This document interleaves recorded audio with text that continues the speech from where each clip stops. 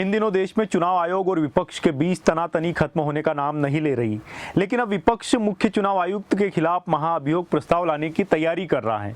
सवाल यह है कि आखिर ये महाअभियोग होता क्या है, इसकी पूरी प्रोसेस क्या होती है, पहले क्या किसी चुनाव आयुक्त पर ऐसा कदम उठाया गया है, क्या इतिहास में किसी चुनाव आयुक्त को इस प्रक्रिया के तहत पहले हटाया गया है। इस पूरी कहानी को आसान भाषा में समझते हैं। नमस्कार दोस्तों, मैं पीयूष आप सभी का न्यूज टेक में एक बार फिर से स्वागत करता हूं। सबसे पहले आपको बता दें कि भारतीय संविधान के आर्टिकल 324(5) में साफ लिखा गया है कि मुख्य चुनाव आयुक्त को सिर्फ उसी तरीके से हटाया जा सकता है जैसे कि सुप्रीम कोर्ट के जज को हटाया जाता है। यानी ये कोई आसान काम नहीं है। इसके लिए संसद में महाअभियोग की प्रक्रिया अपनानी पड़ती है। महाअभियोग की शुरुआत लोकसभा में कम से कम 100 सांसदों या राज्यसभा में 50 सांसदों के नोटिस से होती है।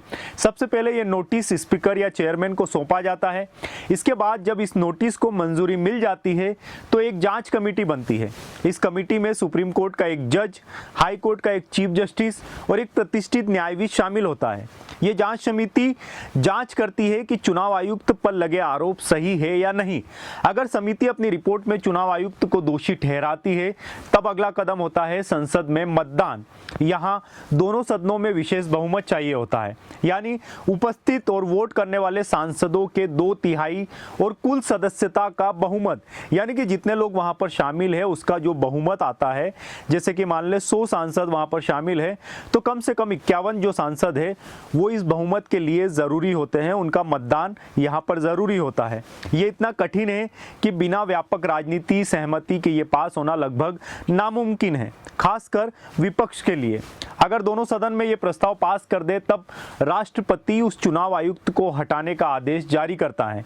लेकिन जैसा कि मैंने कहा, यह रास्ता बेहद मुश्किल और काफी लंबा है। अब आते हैं मौजूदा हालातों पर।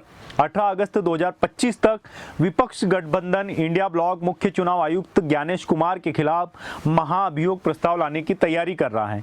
विपक्ष का आरोप है कि चुनाव आयोग मतदाता धोखाधड़ी के मामलों को छुपा रहा है। हालांकि चुनाव आयोग ने इन सभी आरोपों को सिरे से खारिज कर दिया, लेकिन असली चुनौती विपक्ष के सामने ये है कि उनके पास संसद में जरूरी बहुमत नहीं है। बिना बहुमत ये प्रस्ताव पास होना संभव ही नहीं है। आप सोच रहे होंगे कि क्या पहले कभी ऐसा हुआ है, क्या पहले किसी चुनाव आयुक्त को महाअभियोग के जरिए हटाया गया है? तो इसका जवाब है कोशिशें जरूर हुई है, लेकिन कोई भी पार्टी इसमें कामयाब नहीं हुई है। हम बात करते हैं 1991 की। मशहूर CEC-TN सेशन के खिलाफ विपक्ष ने महाअभियोग प्रस्ताव लाने की कोशिश की थी। सेशन ने चुनाव प्रणाली में बड़े सुधार किए थे। उनका नाम आज भी अच्छे चुनाव आयुक्त में गिना जाता है। वे न तो सत्ता पक्ष से डरते थे और न ही विपक्ष से।